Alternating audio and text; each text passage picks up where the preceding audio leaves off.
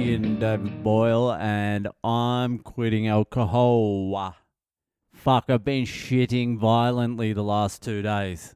There has been a lot of fucking pressure down there the last couple of days. It was very hard being in an Uber for an hour to the gig last night and then bolting inside to fucking filthy toilets with no toilet paper to wipe down the seat. So I just have to gun the fucking toilet seat with the hose and then just sit down on a wet fucking toilet seat. And then the doors don't shut because nothing in India works how it's meant to work ever.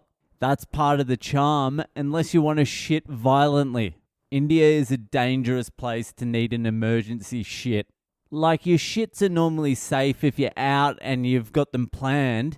If you're at a restaurant or a bar or something like that, generally it's okay.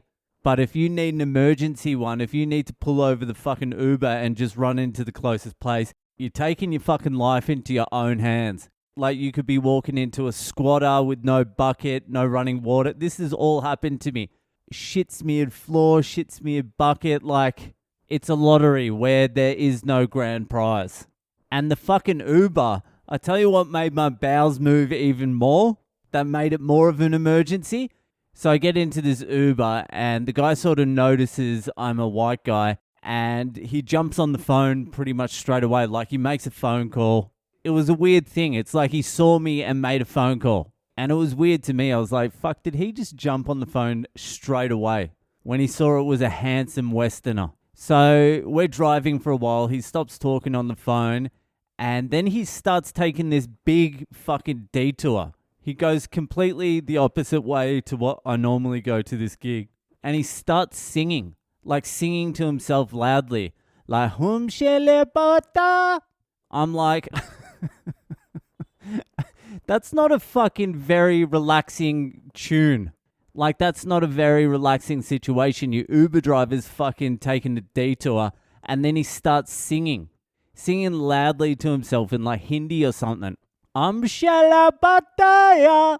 And I'm on my phone and I'm like, this is a little bit sketchy and I'm feeling drained. I'm feeling fucked because I've just been shitting all day and had gastro. And I'm like, if I have to fight off like 6 Indian organ harvesters, I'm probably going to lose a kidney or something because I just don't have the energy to fight at the moment. I'm fucked. I'm taxed. And so I'm starting to get a little bit paranoid, mainly because of his singing. The singing was very fucking off-putting.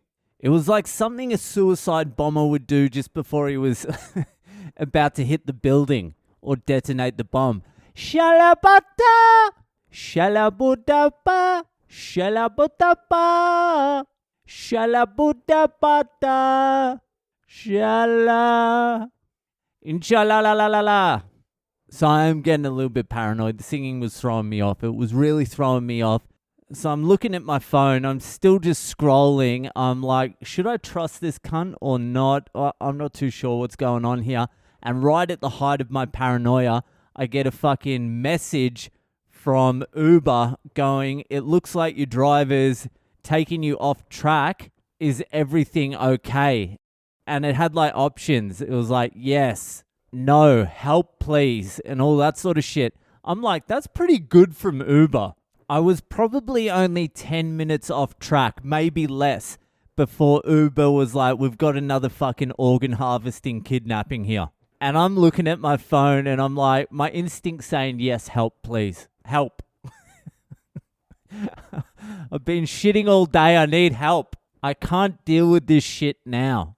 But I was like, nah, I don't want to be one of those guys. I'd rather just lose a kidney than be one of those guys that gets too fucking paranoid and then ruins white people's good name. Our solid good name. So I'm like, I won't press any button yet, Uber. Just hold on. I'm not too sure yet. I'm not definitely yes, fine. I'm not just going to be slapping the yes. But I'm also not help. Please, God, help me. They should have had a button like, I'm not too sure. Give me 5. Ask back in 5 minutes. So I just start looking at the fucking Uber driver's Google Maps and it shows the direction he needs to follow. And I'm like, if he takes another detour off that line, then I know something's wrong. And so there was quite a bit of a straight line. There was about 3 kilometers of straight line. and then there was a turn. And I'm like, if he doesn't follow that turn, then Uber, I need you to save me. And he's still singing through this whole fucking thing. I'm not too sure if I would have even been worried if he wasn't singing. If he was just driving there quietly and plotting my kidnapping, I probably wouldn't have even looked up from my phone. He would have got me into the makeshift hospital before I even looked up from Instagram. So we get to the turn, and it wasn't like a simple turn. It was like you had to do a left and then a right over a bridge and then a little U-turn and then a left back. Like it was an annoying fucking turn. It wasn't just a simple left or right. So the whole process of that turn took like 2 minutes.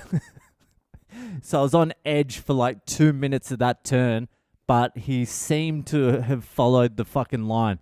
So I was like, oh, I was just paranoid as fuck. And in the end, the cunt got me there quicker and with less car sickness than anyone previous to him.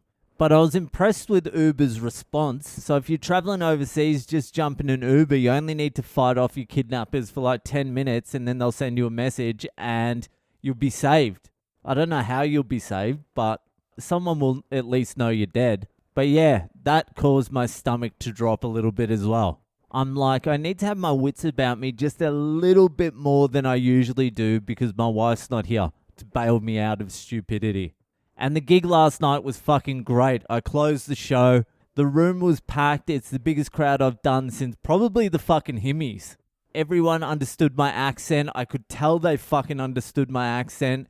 They were engaged. I did 15 minutes, mainly like maybe 50-50 riffing and material. It was great. It felt good. Getting a few minutes under my belt before I get back to fucking Australia and do my shows at the Melbourne International Comedy Festival, which I'll be doing mid to late April, 3 shows only. I'll fucking put them up at some point pretty soon. Anyway, I got to shit again.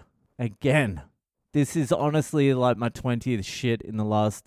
it's more than 20 in the last 2 days. Like 18 hours. I did 4 shits at the gig. I'm not even eating anything. Hopefully it's just my hips that are coming out my ass. Anyway, that will do for tonight. If you're enjoying the podcast, share it around, you cunts. And I'll see you the fuck later.